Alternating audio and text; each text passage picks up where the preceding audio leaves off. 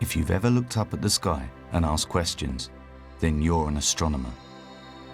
You're doing something people have done for thousands of years.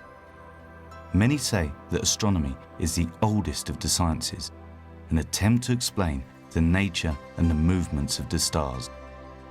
And few areas of science can show us more clearly just how radically our ideas and our understanding can change over time. The sun rises and sets every day like clockwork. But how do we know whether it's the sun that's circling around the Earth or the Earth itself that's rotating? From here on Earth, visually, both would look exactly the same. It's not just the sun that moves either. Take the night sky. Like the sun, the moon rises and sets. And if we look at the stars, they all too appear to move, rotating around a single point. Again, there are two possible explanations. Either the stars or the Earth itself must be moving. For the ancient Greeks, the answer was simple. The sun and stars had to be moving, not the Earth. If the Earth was moving, wouldn't we feel it moving? The ancient Greeks therefore built a model to describe their understanding of the way the heavens moved. They placed the Earth at the center, with the moon and the sun orbiting around. And the stars were fixed to a distant celestial sphere, itself rotating around the Earth. Everything moved in perfect circles, a symbol of the God's perfection. But there was a problem with this system. In Greek, they called them planetos, meaning wanderers.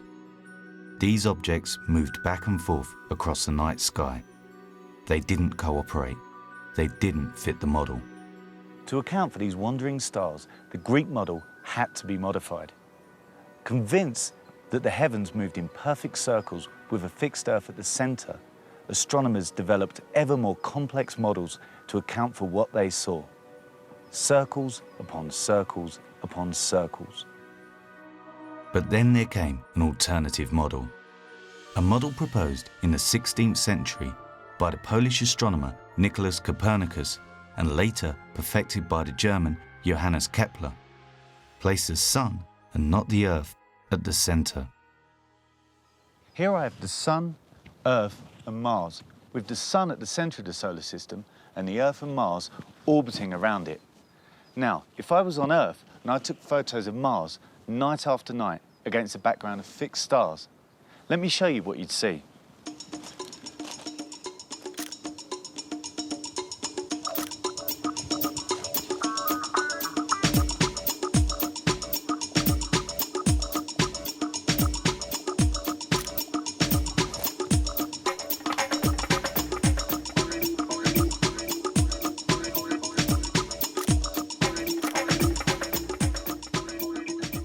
We see just what the ancient astronomers saw. Mars moves forwards and backwards across the sky. The planet does not really change direction. It is simply how we view it from the Earth against a background of stars. Those wandering objects we now know were not stars themselves, but planets. And this elegant, sun-centered solution could explain away the need for the old model's never-ending circles. Then, in 17th century Italy, the astronomer Galileo Galilei did something unprecedented. He built a telescope and he pointed it at the night sky. One of the many groundbreaking discoveries that Galileo made with his telescopes was that the planet Jupiter appeared to be host to 4 moons of its own, the first direct evidence that not everything revolved around the Earth. Our place in the cosmos was no longer special. In this new model, the planets orbited around the Sun, and this meant for the Sun and stars to move across the sky, the Earth must be rotating. Here is a clear example of how science works. Scientists use models that can explain what we see and experience, models that can predict how things will behave in the future. If a new model can better explain what we see, then it replaces the old. Of course, we've come a long way since Galileo first pointed his telescope. Nowadays, they've grown a little bigger.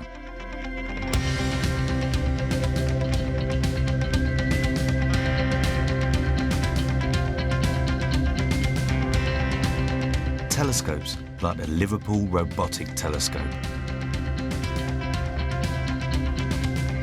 and the giant William Herschel Telescope, located alongside many others on the island of La Palma in the Canary Islands, high above most of the clouds. With telescopes like these, the planets that caused the Greeks so much trouble are revealed in all their wondrous beauty. We can now see them in glorious detail. We now know that some of those pinpricks of light we see are not planets or stars, but entire galaxies, each made up of billions of stars, and that we are just one of billions of such galaxies stretching across a cosmos that is larger than the ancients could have ever imagined. We've put telescopes into space, giving us a new perspective on the universe. We've sent probes to other planets and even observed the sunset on Mars. Better tools means better evidence, and this helps us develop better theories of how the universe works. The oldest of the sciences has come of age, and there's never been a better time to be an astronomer. Of course, there are some people who say that what we have learned has shown us that we and our planet are insignificant on the vast scale of the cosmos, but as far as we know, we're the only planet that's trying to understand how the universe works, and for me, that makes us special.